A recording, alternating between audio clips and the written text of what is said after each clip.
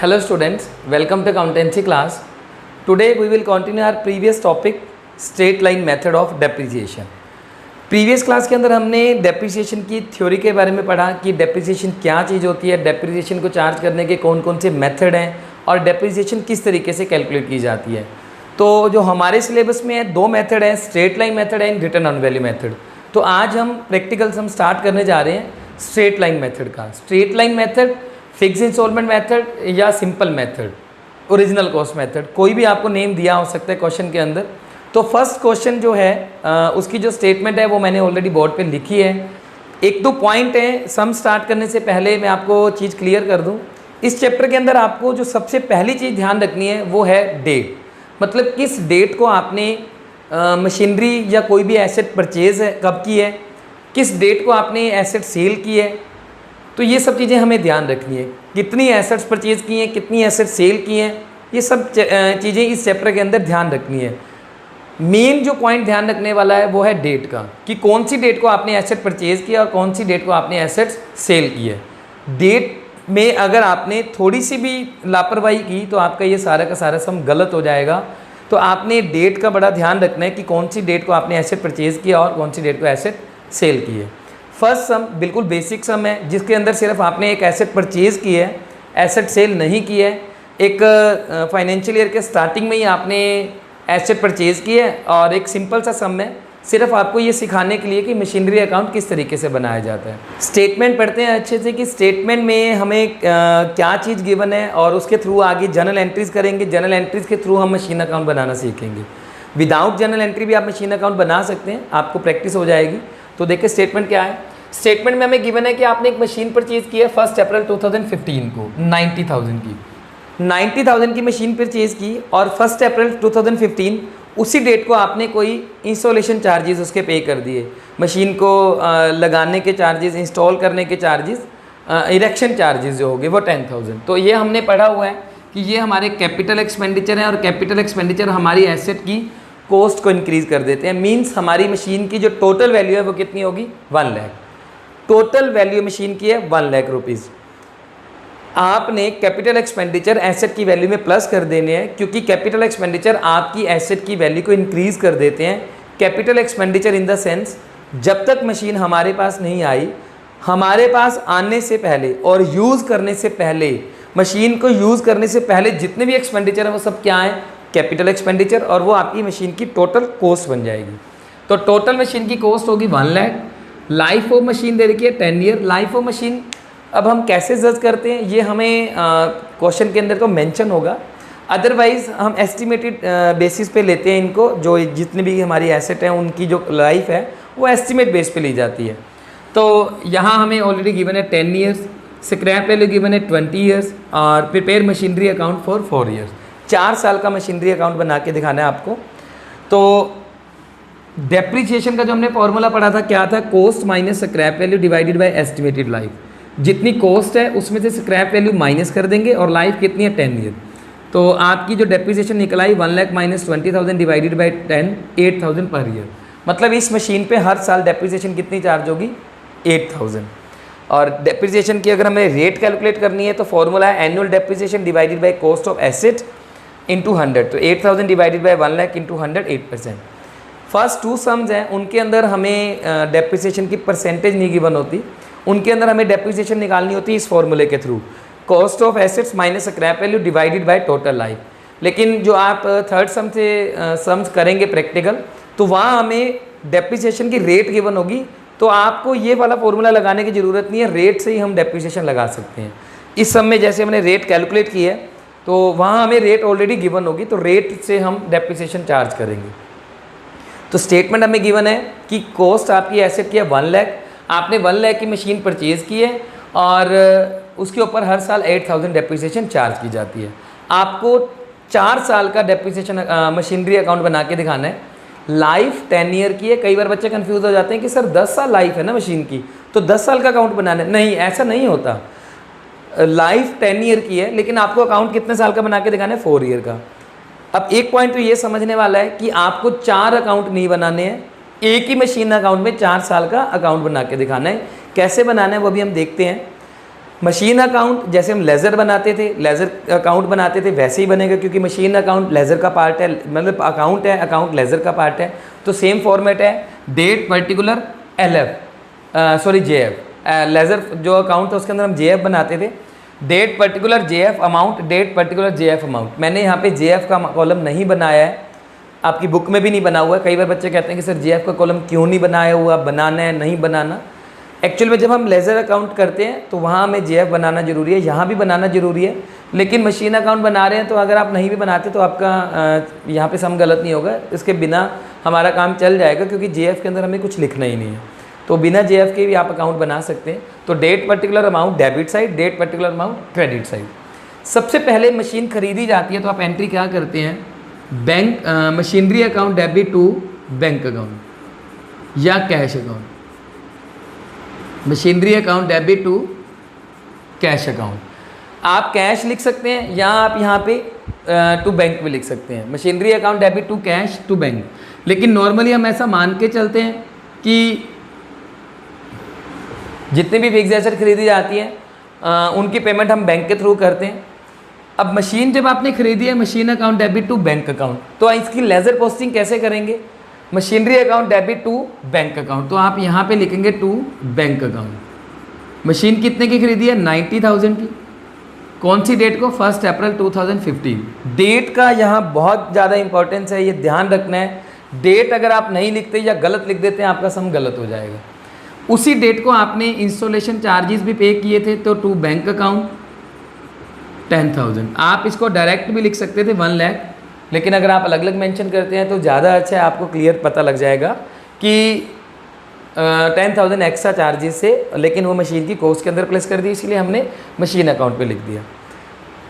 होना तो ये चाहिए कि ड्यूरिंग द ईयर आपने मशीन कोई परचेज़ की है और मशीन सेल कर दी, वो आगे आगे सम जैसे करते जाएंगे, आगे हमें ये पॉइंट मिलते जाएंगे।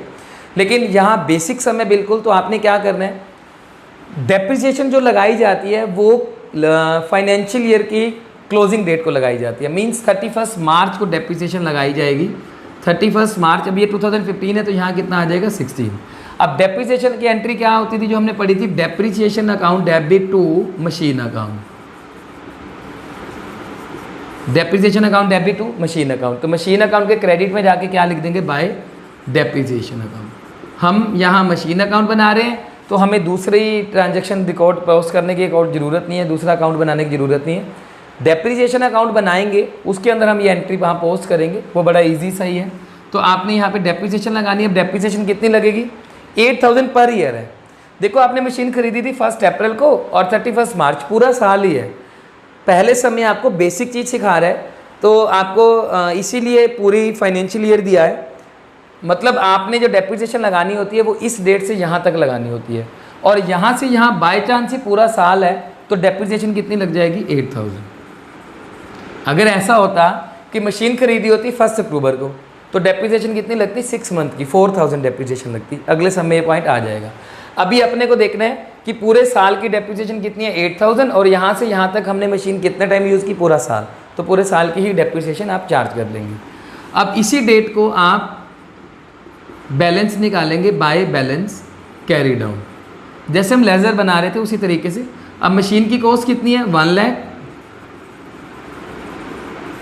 1 लाख में से 8,000 आपने डेप्रिसिएशन चार्ज कर ली, तो मशीन की वैल्यू कितनी बच गई, 92,000। आप इसके सामने 1 लाख इस तरीके से लिख के ये 2 लाइंस लगा देंगे। 2 लाइंस का मतलब ये बैलेंस अब आगे नहीं जाएगा, ये जो टोटल है ना ये आगे नहीं जाएगा, तो 1 लाख यहीं ख़त्म। अब जो ये बैलेंस कैरी डाउन था ये आप आगे उतार के ले आएंगे 1 अप्रैल 2016 को, क्योंकि ये 31 मार्च 2016 है, ये 1 अप्रैल 2016, तो यहाँ 2 बैलेंस ब्रॉड डाउन कितना हो जाएगा, 92,000।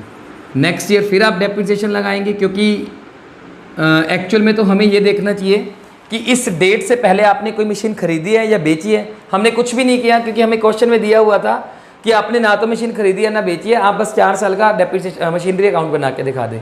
तो बस आप डेप्रिसिएशन लगाते जाएं। नेक्स्ट ईयर डेप्रिसिएशन लग जाएगी बाय डेप्रिसिएशन अकाउंट, फिर 8,000 डेप्रिसिएशन लगेगी। अब 8,000 ही क्यों लगी, फर्स्ट ईयर भी 8,000, सेकंड ईयर भी 8,000, क्योंकि हम कौन सा मेथड कर रहे हैं, straight line method, fix installment method. तो आप हर साल सेम डेप्रिसिएशन चार्ज करेंगे। इसी डेट को बैलेंस आ जाएगा by balance carry down. 92 minus 8000 84,000, आप इस तरीके से बैलेंस निकालेंगे। फिर आप टोटल करेंगे 92,000, इसी तरीके से 92,000, ये सेकेंड ईयर कंप्लीट हो गया। इस तरीके से आपको 4 ईयर के अकाउंट बना के दिखाने हैं। Next 1 April 2017 to balance brought down, balance कितना आ जाएगा आपके पास 84,000। एंड आफ्टर देन फिर 31 मार्च 2018 को आप डेप्रिसिएशन लगाएंगे बाय डेप्रिसिएशन अकाउंट 8,000, और 84 माइनस 8,000 ये माइनस करेंगे तो आपके पास बैलेंस आ जाएगा बाय बैलेंस कैरी डाउन 76,000। तो ये कितना हो गया 84,000 और यहाँ 84,000, इसको फिर टोटल कर देंगे। आपने इसी फॉर्मेट से सम करना है जैसे मैं कर रहा हूँ, आपको उसी तरीके से ही अपनी नोटबुक पे करना है। अदरवाइज़ आप अपनी बुक में से मैच कर सकते हैं। आपको कोई भी फॉर्मेट छेड़ने की ज़रूरत नहीं है। कहीं पे भी आपने फॉर्मेट छेड़ा आपका सम गलत हो जाएगा, आपके मार्क्स कट जाएंगे। अब ये 1 ईयर 2 ईयर 3 ईयर कंप्लीट हो गए। फिर आप 1 April 2018 to balance brought down, balance कितना आ जाएगा 76। आपको बैलेंस ही आगे उतार के लेके आना है, ध्यान रखना। ये बैलेंस कैरी डाउन, जो आगे लेके आ रहे हैं वो balance brought down. 31 March 2019 by balance bye depreciation account कितना हो जाएगा ये 8,000, और बाय बैलेंस कैरी डाउन कितना आ जाएगा 76 माइनस 8,000 68,000। फिर आप 76 इस तरीके से इसको क्लोज कर देंगे और आफ्टर देन 76,000 इसको इस तरीके से क्लोज कर देंगे। फिर ये बैलेंस आगे ले आएंगे 1 अप्रैल 2019 टू बैलेंस ब्रॉट डाउन, ये बैलेंस आ जाएगा 68,000। आपको अब आगे डेप्रिसिएशन लगाने की ज़रूरत नहीं है। वैसे तो ये 10 ईयर तक जाती, लेकिन इसने हमें 4 ईयर का अकाउंट बनाने के लिए कहा था। तो 1 2 3 4 आपने 4 ईयर का अकाउंट कंप्लीट किया, और जो बैलेंस कैरी डाउन थे उसको आप आगे उतार लेंगे बैलेंस ब्रॉट डाउन। ये आपको ब्रॉट डाउन करके दिखाने, यहाँ सम यहीं ख़त्म नहीं करना, आपको इसको आगे भी लेके आना है। तो ये हमारा था मशीन अकाउंट। आप मशीन की वैल्यू लिखे, जितने की मशीन खरीदी थी, डेप्रिसिएशन चार्ज करें, ये मशीन परचेज़ की, डेप्रिसिएशन चार्ज की, ये बैलेंस आ गया। फिर ये बैलेंस आगे चला गया ब्रॉट डाउन, फिर डेप्रिसिएशन चार्ज की, बैलेंस कैरी डाउन 92 माइनस 8 84 आगे चला गया। फिर आपने डेप्रिसिएशन चार्ज की 76 बैलेंस आगे आया। फिर आपने 8,000 डेप्रिसिएशन चार्ज की, बैलेंस आ गया 68 आप आगे छोड़ देंगे, 4 ईयर का अकाउंट कंप्लीट कर देंगे। आपने एक चीज़ ध्यान रखनी है कि डेप्रिसिएशन हर साल सेम लगेगी क्योंकि स्ट्रेट लाइन मेथड था। तो ये तो था हमारे पास मशीन अकाउंट। अब डेप्रिसिएशन अकाउंट किस तरीके से बनाया जाता है वो हम आगे देखते हैं। अभी हमने मशीन अकाउंट बनाना सीखा, अब डेप्रिसिएशन अकाउंट किस तरीके से बनाया जाता है। देखो, मशीन परचेज़ की थी, एंट्री की machine account debit to bank, depreciation charge की, depreciation account debit to machine. जब मशीन अकाउंट बनाया था तो वहाँ हमने लिखा था बाय डेप्रिसिएशन। अब डेप्रिसिएशन अकाउंट बना रहे हैं तो यहाँ लिख देंगे टू मशीन अकाउंट। अब डेप्रिसिएशन कौन सी डेट को चार्ज की थी हमने, 31 मार्च 2016 को, क्योंकि आपने 15 को परचेज़ की थी तो 31 मार्च को आपने डेप्रिसिएशन चार्ज की, कितनी थी 8,000। तो आपने क्या करना है, इसी डेट को, इस डेप्रिसिएशन को चार्ज करना है प्रॉफिट एंड लॉस अकाउंट से। अगर आप कंपनी की बैलेंस शीट बना रहे हैं, कंपनी के अकाउंट्स बना रहे हैं, तो आप लिखते हैं bye statement of profit and loss. आप लिखते हैं bye statement of profit and loss. अगर आप फर्म की बैलेंस शीट बना रहे हैं, पार्टनरशिप फर्म या प्रोप्राइटरशिप, तो आप लिखते हैं by profit and loss account. इसमें से एक आएगा। अगर आप कंपनी की बैलेंस शीट बना रहे हैं, जैसे यहाँ पे हमें लिखा हुआ था एक कंपनी परचेज, कंपनी ने गुड्स एसेट परचेज की थी, तो आप लिखेंगे bye statement of profit and loss. अगर आप फर्म की मशीन अकाउंट बना रहे हैं, फर्म की बुक्स बना रहे हैं, तो आप वहाँ पे लिखेंगे बाय प्रॉफिट एंड लॉस। इनमें से एक आएगा, ये ध्यान रखना। डेप्रिसिएशन कितनी थी 8,000, तो आप इसको यहाँ इस तरीके से क्लोज कर देंगे। फिर आप नेक्स्ट ईयर फिर डेप्रिसिएशन चार्ज करेंगे। Next year 31 March 2017 to machine account 8,000, इसको आप फिर क्लोज कर देंगे। 31 मार्च को आप चार्ज करेंगे 17 को bye statement of profit and loss, क्योंकि आप कंपनी की बना रहे थे बुक्स। अकाउंट नहीं लिखना क्योंकि हमने ऑलरेडी स्टेटमेंट वर्ड लिख दिया 8,000। सेकेंड ईयर का account complete. Third year 31 March 2018 to machine account 8,000, और फिर आप इसको चार्ज करेंगे 31 March 2018 by statement of profit and loss 8,000। फिर आप 31 मार्च 2019 टू मशीन अकाउंट 8,000 और फिर यहाँ 31 मार्च 2019 bye statement of profit and loss. आप हर साल इसी तरीके से डेप्रिसिएशन लिखते जाएंगे और प्रॉफिट एंड लॉस अकाउंट से चार्ज करते जाएंगे। तो 4 ईयर का अकाउंट बनाना था, 1 2 3 4। तो इस तरीके से आपको डेप्रिसिएशन अकाउंट बनाना है। फर्स्ट सम में हमें सिर्फ बेसिक चीज़ बताई कि आपने एसेट परचेज़ की है और उसके ऊपर आपने डेप्रिसिएशन चार्ज करनी है। कोई एसेट सेल नहीं हमें यहाँ करने के लिए कही थी, कोई और एसेट परचेज़ करने के लिए नहीं कहा गया, सिर्फ एक ही एसेट परचेज़ की थी, उसके ऊपर आपको डेप्रिसिएशन चार्ज करनी थी। नेक्स्ट हम देखते हैं जिसके अंदर आपको ये पॉइंट मिलता है कि आपने एक एसेट के साथ एक अनदर एसेट परचेज़ कर लिया है, फिर आपने एक और अनदर एसेट परचेज़ कर ली, तो उसके ऊपर आपको डेप्रिसिएशन किस तरीके से दिखानी है, किस तरीके से लगानी है, वो हम नेक्स्ट सम में देखते हैं। सेकंड सम की जो स्टेटमेंट हमें गिवन है, मशीन हमने परचेज़ की है 3। फर्स्ट मशीन परचेज़ की है 1 अप्रैल 2015 को 43,000 की, इसकी स्क्रैप वैल्यू है 3,000 एंड लाइफ है 10 ईयर। सेकंड मशीन परचेज़ की है 1 अप्रैल 2016 को, कॉस्ट है 25,000, स्क्रैप वैल्यू 2,500 एंड लाइफ है 20 year. And third machine purchase की है 1 अक्टूबर 2017 को 12,000 की और स्क्रैप वैल्यू है 2,000 और लाइफ है 20 ईयर्स। आपको मशीनरी अकाउंट बनाना है अप टू 31 मार्च 2019 तक बाय स्ट्रेट लाइन मेथड। मतलब 3 मशीनें गिवन है। फर्स्ट सम में जो हमें एक ही मशीन गिवन थी, यहाँ 3 मशीनें गिवन है, लेकिन उसके साथ आपको एक चीज़ ध्यान रखनी है। मैंने आपको पहले भी बताया था कि डेट का ध्यान रखना है। पहली जो 2 मशीन आपने परचेज़ की हैं वो आपने फाइनेंशियल ईयर की स्टार्टिंग को परचेज़ की हैं, लेकिन थर्ड मशीन आपने परचेज़ की है 1 अक्टूबर को, तो डेप्रिसिएशन उसी तरीके से चार्ज होगी। वो मशीन अकाउंट जब हम देखते हैं उसके अंदर सीखते हैं, लेकिन डेप्रिसिएशन कैसे निकाली जाती है, फॉर्मूला था cost minus scrap value divided by life. तो फर्स्ट मशीन की जो डेप्रिसिएशन है वो आपके पास आई है 4,000, 43 minus 3,000 plus divided by 10। Second machine की इसी तरीके से cost minus scrap value divided by life, तो 1,500 per year. And third machine की डेप्रिसिएशन आ जाएगी आपके पास 500 per year. 12,000 minus 2,000 divided by 20, तो ये 500 आ जाएगा। थर्ड मशीन की जो डेप्रिसिएशन 500 पर ईयर। अब मशीन अकाउंट बनाते हैं। पहले चीज़ तो आपको ये ध्यान रखना है कि अब आपको 3 मशीन अकाउंट नहीं बनाने हैं। कई बार बच्चे ये कहते हैं कि सर 3 मशीन है तो 3 मशीन अकाउंट बनाने पड़ेंगे, ऐसा नहीं है। एक ही मशीन के अंदर तीनों मशीन दिखानी है और 4 साल का अकाउंट बना के दिखाना है 31 मार्च 2019 तक। तो आपको सारा सम यही करना है, जैसे प्रीवियस सम किया था उसी तरीके से इसको करेंगे। सबसे पहले जिस डेट को आपने मशीन खरीदी है वहाँ से मशीन अकाउंट स्टार्ट होता है। आपने कौन सी डेट को मशीन परचेज़ की है, 1 अप्रैल 2015 को। पहली मशीन 15 को परचेज़ की है तो 15 से सम स्टार्ट हो जाएगा। 1 अप्रैल 2015 मशीन खरीदी है तो टू बैंक अकाउंट, आप ब्रैकेट में 1 लिख दें ताकि आपको किसी तरीके की कन्फ्यूज़न ना हो। बुक में ऐसा ब्रैकेट में नहीं लिखा हुआ, कुछ सम्स के अंदर लिखा भी हुआ है, आगे जाके देखेंगे। तो आप स्टार्टिंग से ही ऐसी प्रैक्टिस करें ताकि आपको किसी तरीके की कन्फ्यूज़न ना हो। हमें पहले ही पता है कि 3 मशीनें हैं तो पहले से ही हम इसको 1 लिख लेते हैं। 1 अप्रैल 2015 टू बैंक 43,000। आपने यहाँ पे कॉस्ट लिखनी होती है, स्क्रैप वैल्यू माइनस करके वैल्यू नहीं लिखनी, ये ध्यान रखना। यहाँ हमारे पास एक्चुअल कॉस्ट आती है। कॉस्ट थी 43, डेप्रिसिएशन लगाई फर्स्ट मशीन पे 4,000, बैलेंस आ जाएगा 43 माइनस 4,000 39,000। 4,000 39 43 एंड 43 इस तरीके से इक्वल करके फर्स्ट ईयर कंप्लीट। तो ये आपका फर्स्ट ईयर कंप्लीट हो गया। उसके बाद सेकेंड ईयर ये वाला बैलेंस पहले उतारेंगे। अब देखो बैलेंस उतरेगा 1 अप्रैल 2016 को, टू बैलेंस ब्रोट डाउन 1। पहले आपने बैलेंस उतारना है, फिर आपने देखना है कि 1 अप्रैल 2016 से लेके 31 मार्च 2017 तक आपने कोई ट्रांजैक्शन की है।